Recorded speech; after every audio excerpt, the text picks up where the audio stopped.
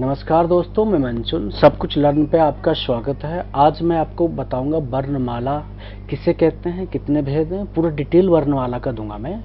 ये हिंदी ग्रामर का first chapter है, ठीक है।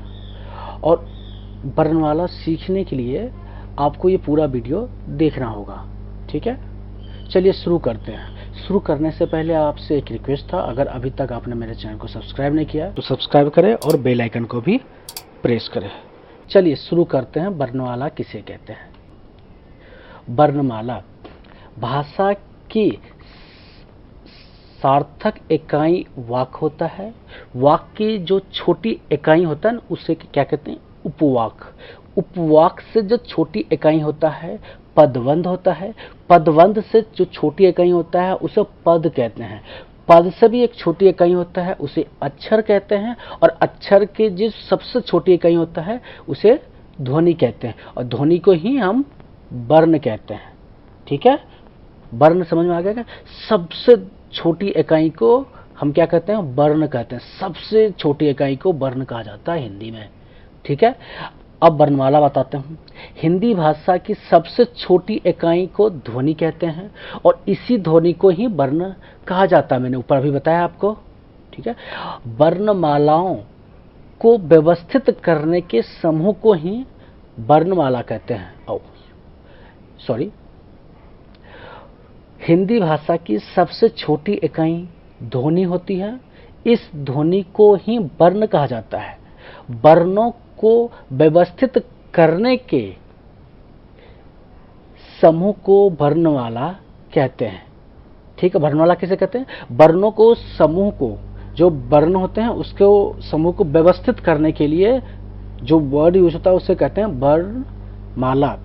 वर्णमाला के आगे चलते हैं। हिंदी में उच्चारण के आधार पर 45 वर्ण होते हैं। हिंदी में उच्चारण के आधार पर 45 वर्ण होते हैं, जिनमें से 10 स्वर्ण वर्ण हो और 35 व्यंजन होते हैं।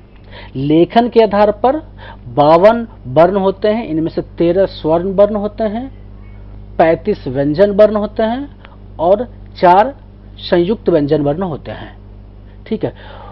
वर्णमाला के 2 प्रकार के होते हैं। वर्णमाला 2 भेद होते हैं, 2 भाग होते हैं। पहला भाग कौन कौन से होते हैं?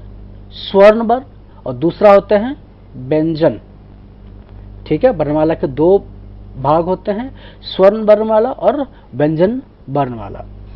आगे चलते हैं, देखते हैं स्वर्ण वर्णमाला किसे कहते हैं। अब स्वर्ण वर्णमाला पर चलते हैं। जिन वर्णों को स्वतंत्र रूप से बोला जा सके उसे स्वर कहते हैं।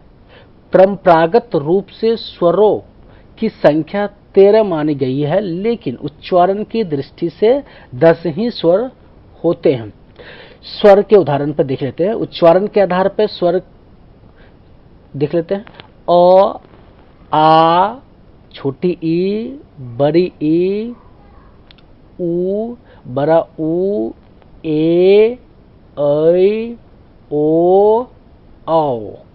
ये क्या है?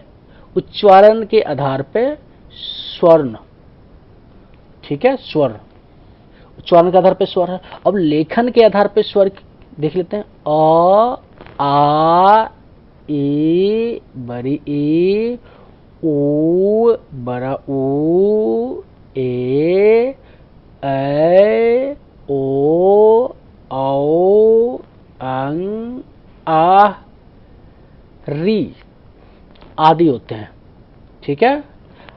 स्वर समझ गए। अब आते हैं व्यंजन पे, ठीक है।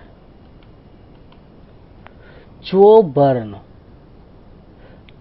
वर्ण स्वरों की सहायता से बोले जाते हैं उन्हें व्यंजन कहते हैं।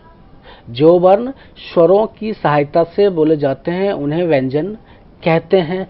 हर व्यंजन के उच्चारण में अ स्वर लगा होता है। अ के बिना व्यंजन का उच्चारण नहीं हो सकता है।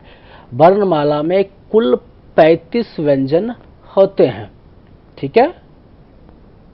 जो वर्ण स्वरों के सहायता से बोले जाते हैं उसे व्यंजन कहते हैं और हर व्यंजन के उच्चारण में अ स्वर्ग लगा होता है। अ के बिना व्यंजन का उच्चारण नहीं हो सकता है।